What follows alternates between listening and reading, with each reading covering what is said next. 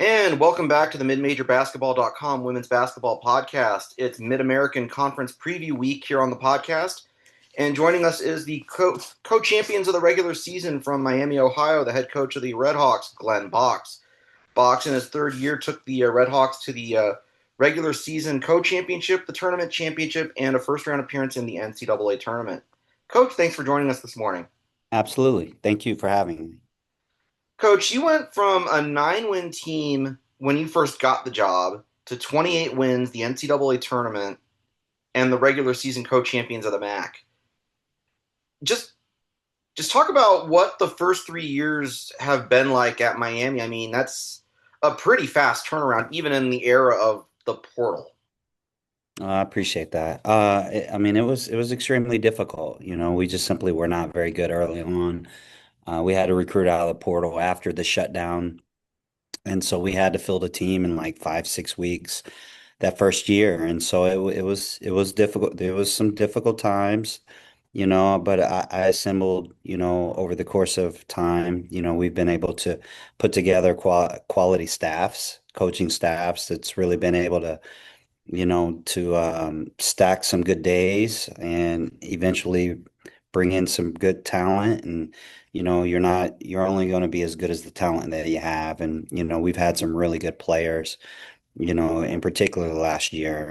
And so, it was not always easy going back to that. It was not always easy, but, we were able to really grow some younger players, and those players matured. And so, it's been great, but now it's time to move on and, and see about winning a couple more. In a way, you're kind of in that same spot this year. You lose three starters to the combination of the portal and graduation. You add a quality transfer in Juliana Lamendola from GCU, but kind of talk about the spot you feel like your team is in going into this 26-27 campaign. I feel very confident, we feel like we have the infrastructure in play. We know how to win here, and the kids that come here, they come here to win, and so there's now proven recent history that we can do it and we can change things. And these kids are believers. Some of them have, most of them on all the transfers, they have a chip on their shoulder. They feel like, they have something to prove, maybe not after not having necessarily the careers that they had, had hoped for at other places. And, they know that they're going to be in positions to win here. And, and so I think without a doubt that we have enough to do some really special things. And, I see it here. We look different. You see us in the weight room. We look different. Our bodies are different. We don't look like a typical mid-major team. We have real bodies, real physical bodies, kids that can really do some things. And we still have great skill. We have kids that can shoot it. We have speed. So we feel like we have what it takes to win. And after coming off of last year, we only returned four last year. We returned three starters.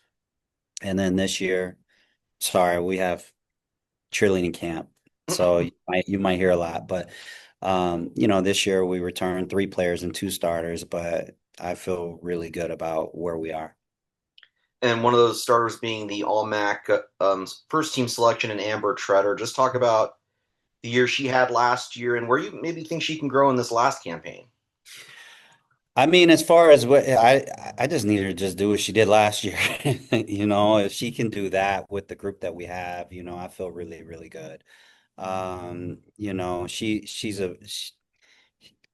a perfect complement to any group that wants to play the right way, and she's a tremendous leader, and I just think that, she's a kid that has a special role here and she stars in it.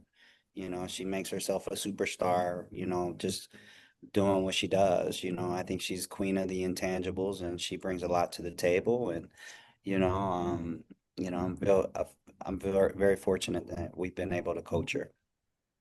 Looking at your metrics from last year, do you feel like you're a better rebounding squad than you were last year? You guys were negative 1.8 rebounding margin cumulatively. Do you feel like you're going to be better rebounders than you were last year? Yeah, I think we're bigger, stronger, faster as a whole. So yeah, I think we will be a better rebounding team. I think we'll have more opportunities to get dirtier buckets, than what we've had in the past. Where we've had to truly rely on our efficiency, which we've been very efficient. But, it's tough to win games when you have to rely on strict efficiency. And so I do think that we can get some tougher buckets. We have more kids that can get some offensive putbacks.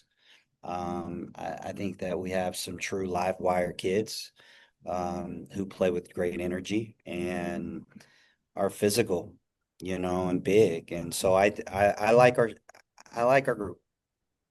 Kind of talk about some of those role players that need to step up behind the Ambers and the Julianas, and the veterans that you have coming back. Kind of talk about some of those names that maybe a lot of folks don't know, but we'll need to keep their eye on when we get to November. Well, I don't even know who to talk about. I think they're all very talented in their own right, and they all have a chance to produce.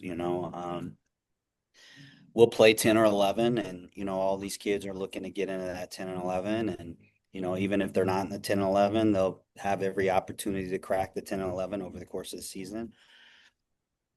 But yeah, I feel I can name them all, but I feel like I'll just name a couple, but I literally will take up all this space talking about all of them, so I'm not going to do that.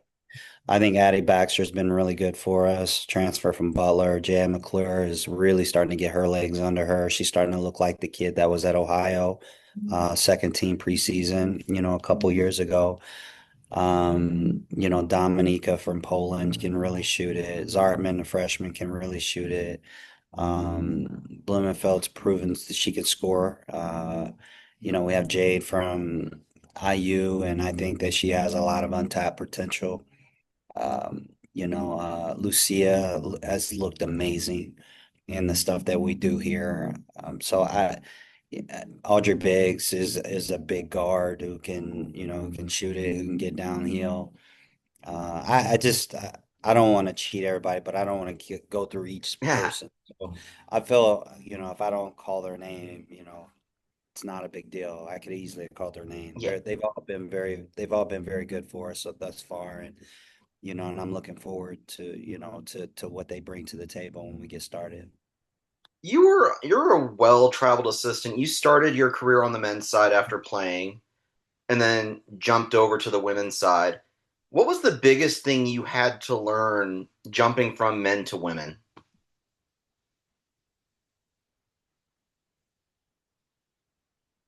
The biggest thing, I think, I I had to learn, and I don't know if I don't always assume. I think that's something, don't always assume that kids know. I think I've become a much better teacher, speaking about myself, and I feel like I do a good job of, aiding our staff and learning here as well. And I just feel like, when you're younger, you take things for granted, and you also take things for granted what kids know. But we build from the ground up here, whether they know it or not. And I think that we are, me personally, I'm a much better teacher than I was when I was younger. And so that's when I really transitioned to the women's side. And, I've been much better with that. That's probably honestly, my biggest thing. I coach the women just like I coach my guys back in the day. So there's not much difference. Okay. I treat them like college basketball players because they're college basketball players, and the kids that we have, they're playing at the highest level. So they're built different. They want to win, they want to be a part of special things, and they want to be challenged. And there's no better place than here. You're going to be challenged, you're going to be pushed, and so I just feel like overall I'm a much better teacher, and largely because I just don't assume anything. I take everything for what it is and be willing to teach whatever we need to teach. You spent some time at Indiana University under Terry Moore, and what was the biggest thing you learned from her, especially as you stepped up to the associate head coach's chair, that prepared you for taking this job? Ooh, that is really difficult. Um, because I learned a lot during my tenure there. And so I like to tab one specific thing. I think just the way that I think in general was enhanced at Indiana. The way that I see the game, my perception of the game is much different, than I'm a lot more detailed after my time at Indiana. And I think that that certainly helped me. Terry was fabulous in allowing me to star in my role, and she gave me a lot of confidence, and she gave me a lot of opportunity to star in my role. And, you're like, I was more than prepared for this opportunity. I think the experiences, playing in all those big games, coaching in those big games, that's numbed me, you know, um, I'm able to zero in my focus because I've done it enough, so when I've come here, I was more than ready. Like I was plenty more than ready. And then you signed an extension in the off season, actually very early on into the off season. That'll keep you at Miami through 31, 32, I believe it is. Just talk Yeah. about how big that is to get that done early on in your tenure. Maybe, and from a recruiting perspective, to say, hey, I'm going to be here for, I'm not going to be someone that you have to worry about leaving for a few years. Right. I think for starters, I'm at the age where security truly matters. So that feels comfortable, knowing that you're getting that. I think that's the first thing. The second thing is, you always want to feel wanted. I think we all do in our own right. And, I certainly felt that, with what was presented to me. And so I'm very grateful for what David Saylor has done for me, taking a chance on me, giving me new life in a contract, as well as, administration in general, from the very top, from the president on down, so I'm extremely grateful. And then, yeah, you talk about recruiting. It makes recruiting that much better. I think it speaks really loud to recruits that, that the administration backs me, that, there's security here. And another thing too, it's another thing that you could say that makes you feel good as though that you accomplished something. Because there's a lot of people that don't get extensions. So for me, it increases the longevity of my career. And, it allows me to feel like I accomplished something. And, that means a lot to me as well. Looking at this coming season, obviously, one of the things that changes is the NCAA tournament expanding to 76 teams. From a mid-major perspective, do you feel like that's going to benefit more quality mid-majors, or is that we'll let history be the judge when we get to March? Well, I mean, that's a whole nother conversation. We're going to do everything that we can in our power to set us up for an at-large. We increased our schedule. I thought our schedule was pretty good last year. I think we've taken it one step further this year. We have a lot of high-level neutral site slash road games this year, which if there's a chance, we're going to give ourselves a chance. I feel that way. Not to mention, we could easily get a very tough one in the second half of the season as well. The problem with the women's game, with our game, is that it's so hard to get high quad wins.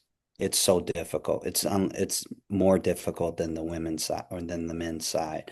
You know, just without me breaking it down, like there needs to be some basic rule changes to enhance our ability to get high quad wins. It's just very difficult to get, high quad wins. You have to be ranked so much, higher, in order to get some of those wins. So it makes it really, really difficult. And there needs to be change in our game. Yeah, because the quads are broken down differently on the women's side than they are the men's side, correct? Correct. Correct. And I don't have the numbers right in front of Yeah, me, yeah. but there's a drastic difference, and so it truly benefits the P4s. And I've been at the P4, and so like I get it. Like I felt some type of way when I was before, but I'm here, and I do think that we have a quality group that can get some solid wins. It's just really difficult. And even, even for us, like, schools will play us, but we're still in the same boat. Like that not every school wants to come here, and so like it's a lot more difficult on our end. Kind of talk about the MAC as a whole this coming year. Obviously, you guys in Ball State are the probably the prohibitive favorites coming in, but looks like it's a pretty strong league, 1 to 12. Yeah, yeah. There's some really good coaches in our league. They do a great job with their teams. And like once we get into conference play, which is so far ahead for us right now to think about, I think that there's some teams that really realistically have shots, and I think strength of schedule within the conference opponents matters as well. It certainly can help teams. Last year, ours was extremely difficult, which made it that much more rewarding. We played the 1, 2, 3 in the first 3 weeks of the season. We doubled up with Ball State. We doubled up with UMass. We doubled up with the Kent State, which was favored to win last year. So our schedule was, in my opinion, probably the most difficult. So it was that much more rewarding to win it last year. So strength of scheduling matters, with that. And um, again, good coaches, really good coaches in our league, and it makes things difficult. I think, again, I'm not trying to rule anybody out. We were picked eighth last year, but like, Toledo's got really good personnel coming in, out of the portal. Ball State brings back what, four of the five starters, and they bring in a really highly touted freshman that's got some ability. And so those are just two teams. UMass is always going to be at the top somewhere. They're always going to have personnel, and there's always a sleeper. I felt like Eastern Michigan probably was talent-wise a lot better than what their record showed last year. I would imagine they'll be in the fray. Central. Kristen does a great job at Central, but there are so many good coaches, and they can all get you. And so. Um, it's hard to win, and so we don't take anything for granted for sure. You talk about that, not taking things for granted. It had been 2+ decades since Miami had the MAC title. Mhm. As you were, you run through last year, right? And especially that night when you clinched the regular season title. What was it like just talking with the longtime fans that had been around the program since that era? That's a really good question.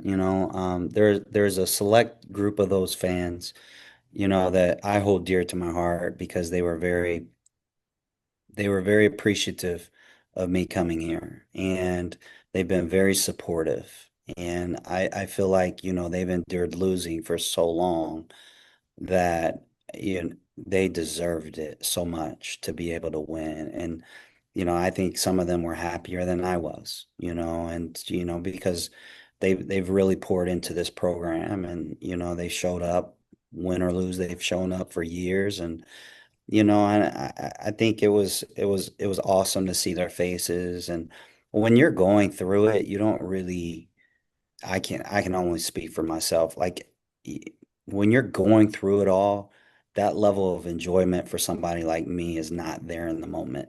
It takes reflection. And it wasn't until really the next day after we won our conference championship that I really really truly realized what we did. I came in, we had two big trophies, sitting in our lobby. And it was the second one that I really like, the Sunday morning when I came in to get ready for West Virginia, that I like take a moment to really realize what we've been able to accomplish, and so it's been fun, but we have more in store in us. We want to make our fans that much more happier. We want to make administration that much more happier for what they've been able to do for us. Um, and then how quickly do you turn the page after a season like that? Like once spring starts, is the first thing that you talk about is like, okay, we had a really good year last year. it's time to turn the page and kind of get ready to see if we can better it? 4 days ago. Okay. 4 days ago. 4 days ago, I picked up the trophies and I took it to, our the administration office, down the hall and told them it's time to move on. A lot of it is for recruiting. You have to you have to remind people what you've done. That's part of the sales part of the job. And, when kids come in and they see those trophies, it provides instant credibility, to not only recruits, but to our very own kids, our newcomers. If they doubt something, we've done it. You can see it, it's right there. And so, but we're past that now.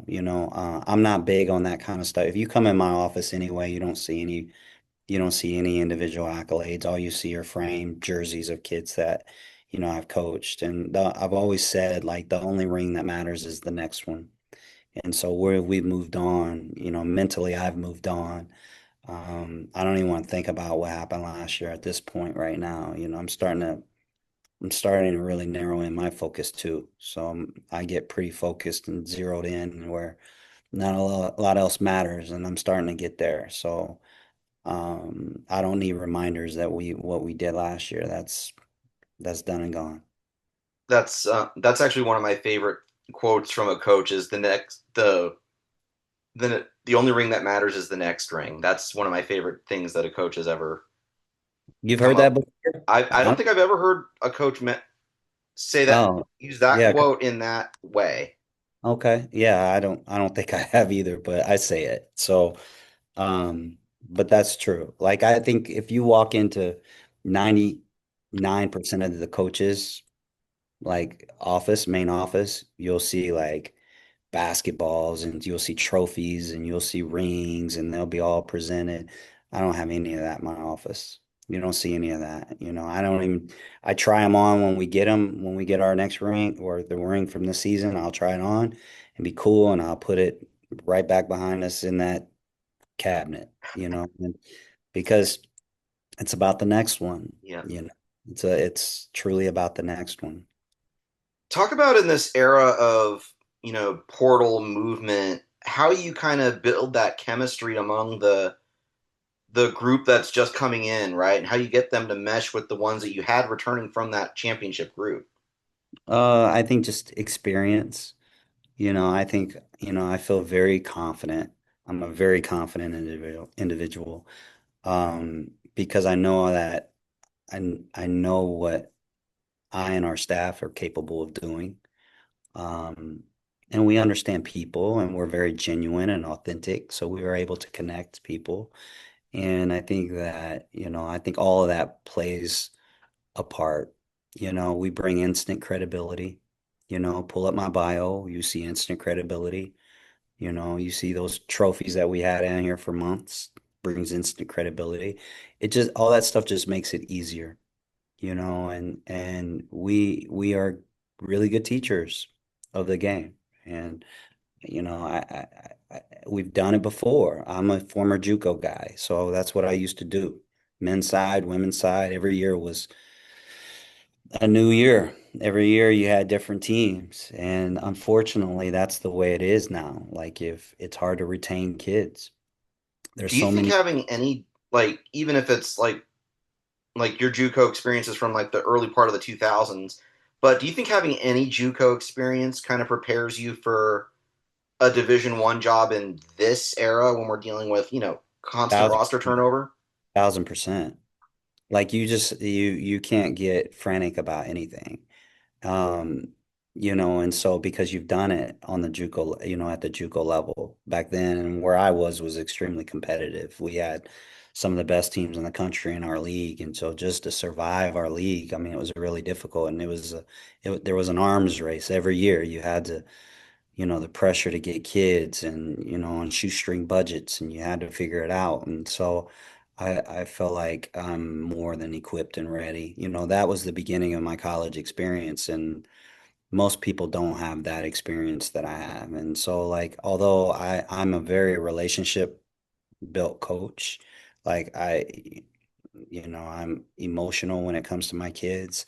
At the end of the day, it's a lot harder to to be that way, because kids can just disconnect relationships at any time. You can be really good and you can be really close to a kid, but there's so many forces that are pulling these kids, from money to opportunity to play at a higher league, agents. It just makes it really, really difficult to get kids to stay at one place. I was telling somebody the other day, like if retention, the best way to retain kids is just be mediocre at our level. That's the best way to retain kids. If you want to because if your kids are really good, then other people want them. If your kids are mediocre, I mean, if your kids are mediocre and you're not winning, many times those kids are really happy because they get to play. And they're not going to go anywhere.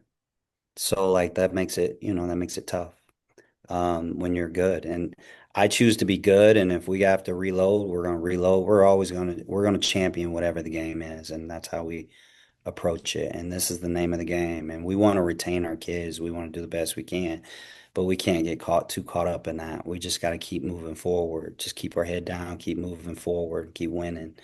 And that's what we intend to do. Gotcha. All right, Mhm. Coach. I like to close with a little bit of a rapid fire at the end of these.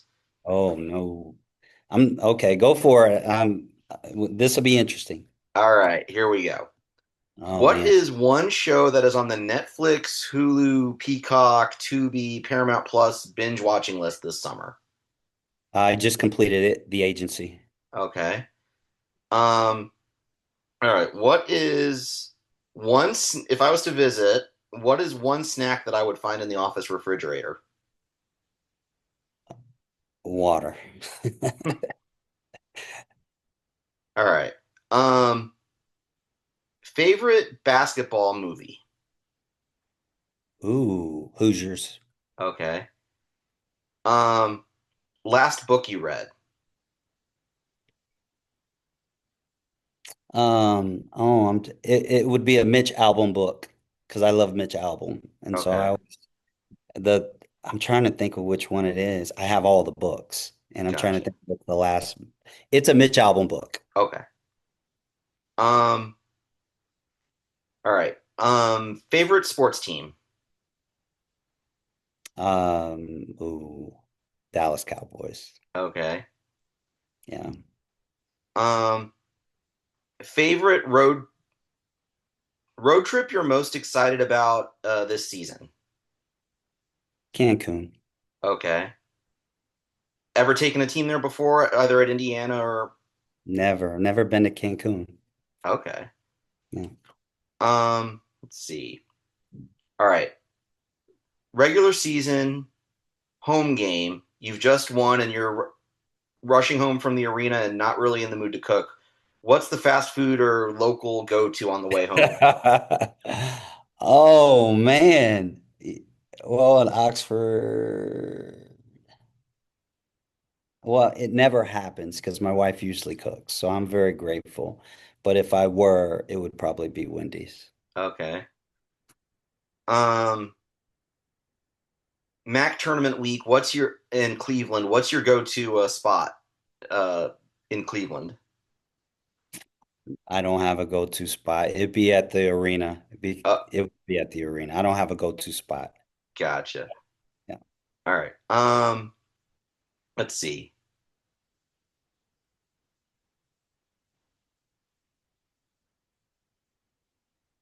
All right.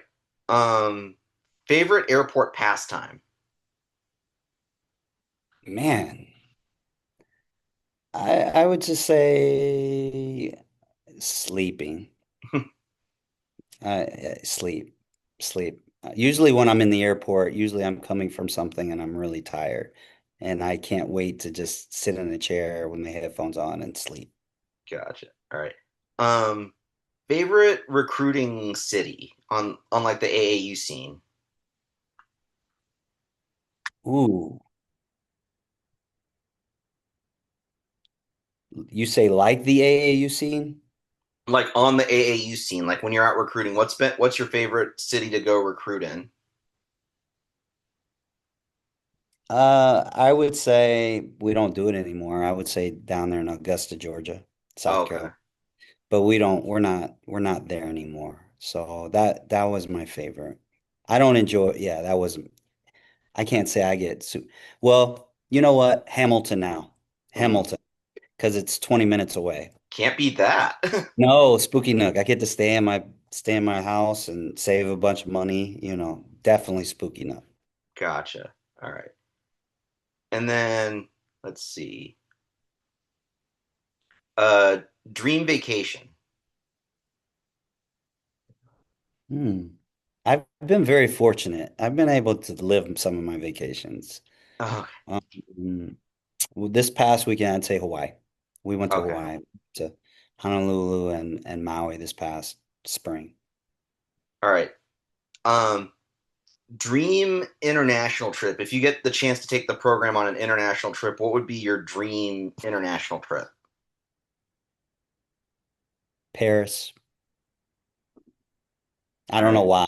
I just think that I would enjoy Paris. Gotcha. All right. Miami of Ohio head coach Glenn Box, thank you for joining us this morning on the midmajor.basketball.com women's basketball podcast.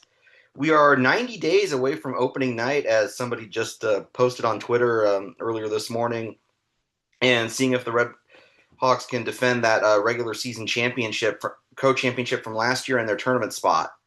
Coach, thank you so much for joining us. Thank you so much.